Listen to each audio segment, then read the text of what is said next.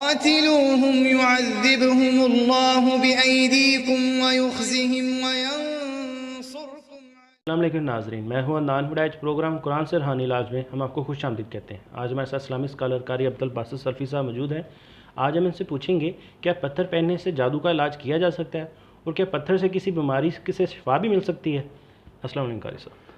وعلیکم السلام ورحمۃ اللہ. جی قاری صاحب. الحمدللہ وقفا والصلاۃ والسلام علی رسول اللہ اما بعد. جی عدنان بھائی، یہ ایک بہت اہم سوال ہے جی کہ پتھر پہننے سے شفا مل سکتی ہے یا نہیں، کیونکہ بہت سارے لوگوں کا یہ عقیدہ بن چکا ہے، اور کچھ لوگ سوال کرتے ہیں، کال کرتے ہیں، جی ہمارے لیے کون سا پتھر بہتر ہے، بالکل، اور اور اپنا نام بتاتے ہیں، میرے نام سے کون سا پتھر کا جو ہے وہ تعلق ہے، یا میرے نام سے کون سا پتھر میرے نام کے لیے بہتر رہے گا. یہ بہت ساری فضول باتیں جو لوگوں نے اڑائی ہوئی ہیں، لوگوں نے لوگوں کو سنائی ہوئی ہیں، فضول کی باتیں.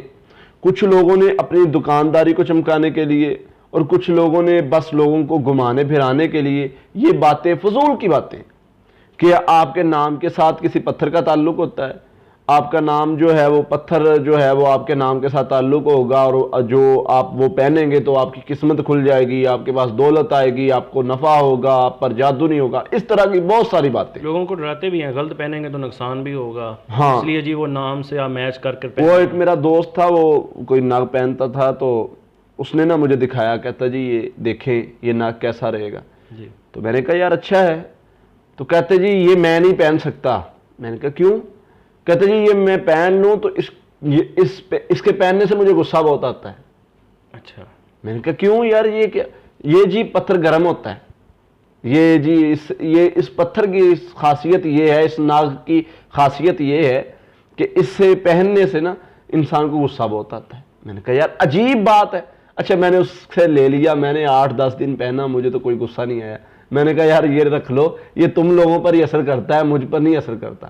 جب انسان نے سوچ ہی لینا ہے ایسا کہ مجھے جی یہ پہن کے غصہ آئے گا، تو غصہ نہیں بھی آنا پھر آ جانا ہے. جب انسان نے سوچ ہی لیا کہ یہ پتھر جو ہے میرے لیے نقصان ہے، اللہ تعالیٰ انسان کو اس کے گمان کے مطابق اتارتے ہیں. جب ایک چیز سوچ ہی لی کہ جی مجھے پتھر پہننے سے یہ ہوگا تو ہوگا. دوسرا سوال کہ کیا اس سے شفا مل سکتی ہے. جی اس پر میں بڑا دلچسپ واقعہ سناتا ہوں آپ کو. جی. مجھے بھی پہننے کا شوق تھا، ناگ میں نے یہ پہنا ہوا ہے، مجھے شوق تھا، بچپن سے شوق ہے. اچھا. یہ میرے ایک دوست نے مجھے گفٹ کیا، مجھے یہ پتہ بھی نہیں تھا کون سا ناگ ہے اور کیسے، بس میرے ہاتھ میں اچھا لگا تو اس نے گفٹ کر دیا.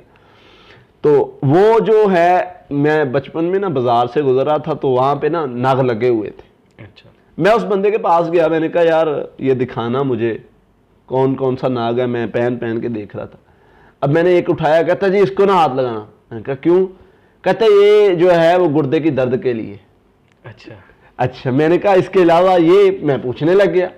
اس نے جی مجھے جسم کی ساری بیماریوں کے نگ بتا دی. اچھا. وہ جو یہ جی دل کے درد کے لیے، یہ جی معدے کے درد کے لیے، یہ گردے کے درد کے لیے. میں نے کہا بھائی ادھر کیا کر رہا ہے، ہسپتال جا. صحیح بات. وہاں پہ اتنے مریض ہیں، ان کو بھیج جا کے. یار اتنی فضول کی باتیں، اور ان باتوں سے لوگوں کو گمراہ کرنا، اور ویسے ہی وہ لوگ جو ان کی باتوں پر یقین کرتے ہیں، بالکل یقین کر کے گمراہ ہوتے بھی ہیں، لوگوں کو کرتے بھی ہیں. واللہ اس کی کوئی حقیقت نہیں ہے. کوئی پتھر شفا نہیں دے سکتا. پتھر کو پہننا، ناک کو پہننا، ویسے ہم انگوٹھی کو سنت سمجھ کے پہن سکتے ہیں، ٹھیک ہے جی. سونے کی انگوٹھی نہیں پہننی چاہیے، چاندی میں پہن سکتے ہیں آپ. تو اس لیے جو مرد کے لیے جائز ہے، مرد کے لیے تو یہ سنت سمجھ کے، شوق سمجھ کے پہن لیں، اس میں کوئی حرج نہیں ہے.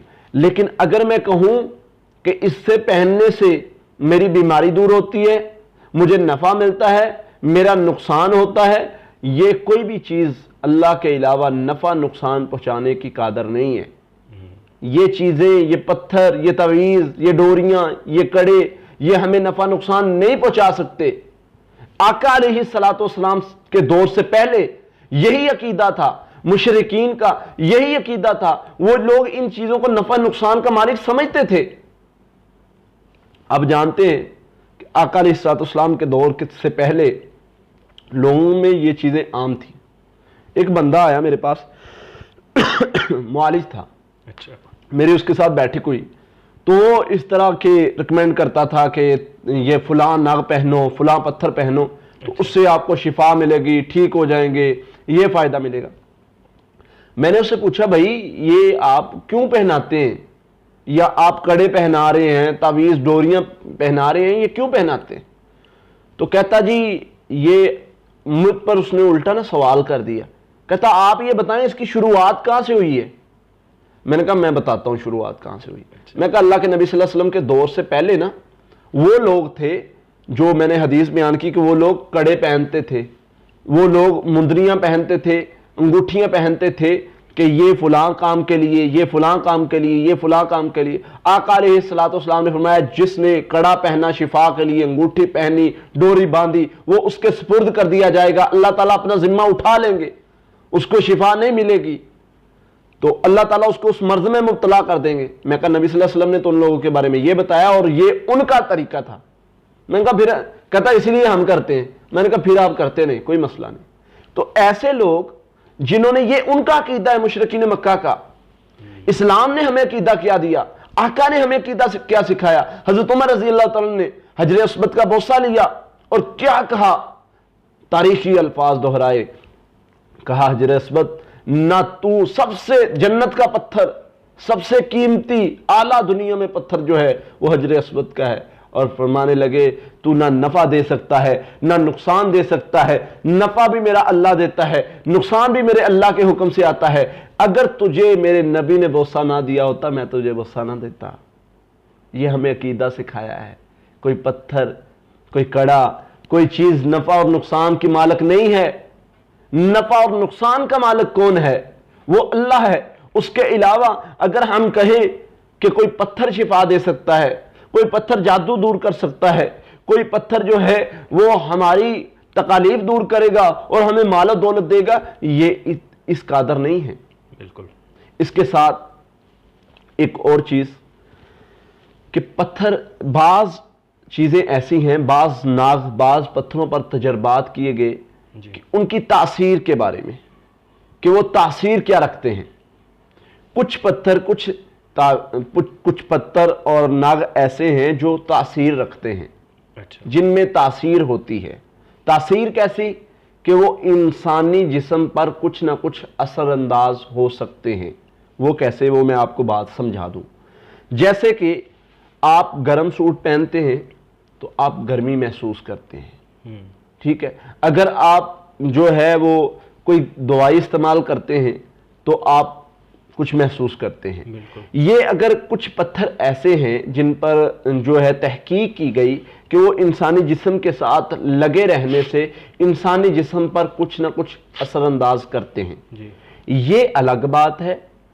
اس پتھر کو, کسی ناگ کو نفع اور نقصان کا مالک سمجھنا, یہ الگ بات ہے. ان دونوں چیزوں میں فرق ہے. ایک ہے کہ جیسے عام چیزیں اثر انداز رکھتی ہیں, اثر رکھتی ہیں, گرم سوٹ ہے یا کوئی بھی چیز ہم کھاتے پیتے ہیں وہ اثر انداز ہوتی ہے ہمارے جسم پر, ویسے ہی یہ پتھر, یہ انگوٹھی اگر ہم پہنتے ہیں اس کی تاثیر کیا کہتی ہے. اگر اس کی تاثیر انسانی جسم پر کچھ اثر انداز ہوتی ہے تو یہ ایک الگ بات ہے. یہ ایک کوئی پریشان ہونے والی بات نہیں ہے, یہ ایسی بات نہیں ہے کہ یہ نفع نقصان کا مالک ہو گیا. یہ نفع نقصان کا مالک نہیں ہو سکتا. نفع نقصان کا مالک اللہ ہے. نہ تو ناگ پہننے سے شفا ملتی ہے, نہ ناگ انگوٹھی یا پتھر پہننے سے جادو دور ہوتا ہے. یہ بھی نہیں ہے کہ جی ہم فلاں جو ہے وہ انگوٹھی پہن لیں گے ہم پر کوئی جن نہیں حاضر ہو سکتا یا ہمارے اندر جن نہیں آ سکتا. ہمارے ایک دوست ہیں, وہ کیا کرتے ہیں, وہ کہتے ہیں جی میں نے جن جو ہے نا ناک کے اندر, ناک کے اوپر یا انگوٹھی کے اوپر اتنی پڑھائی کی ہے کہ وہ, میں جادو زدہ مریض کے ساتھ سلام بھی لوں نا تو اس کو کرنٹ پڑتا ہے. اچھا, اس طرح کی فضول کی باتیں. ایک دوست تھا, میں جانتا ہوں اس کو, وہ کہتا ہے کہ میں نے جی اس پر پڑھ کے موکل قید کیے ہوئے ہیں انگوٹھی میں. میں نے کہا یار موکل بھی بڑے وہ عجیب ہی ہوں گے جو تمہاری انگوٹھی میں قید ہے. تو اس طرح کی فضول باتیں اور بد عقیدگی جو پھیلائی جا رہی ہے, انگوٹھی کے پتھر کے نام سے، ناک کے نام سے، یہ سب فضول کی باتیں ہیں، ان کا شفا کے ساتھ تعلق نہیں ہے، ان کا جو ہے وہ نفع نقصان کے ساتھ تعلق نہیں ہے۔ سب سے مین چیز کہ انسانی جسم میں نفع نقصان کے ساتھ اس کا تعلق نہیں ہے۔ اللہ تعالی ہمیں سمجھنے کی توفیق عطا فرمائے۔ آمین۔ بہت بہت شکریہ قاری صاحب۔ جی ناظرین، اگلے پروگرام میں اگلے سوال کے ساتھ آپ کے سامنے پھر حاضر ہوں گے، تب تک کے لیے اللہ قاتلوهم يعذبهم الله بأيديكم ويخزهم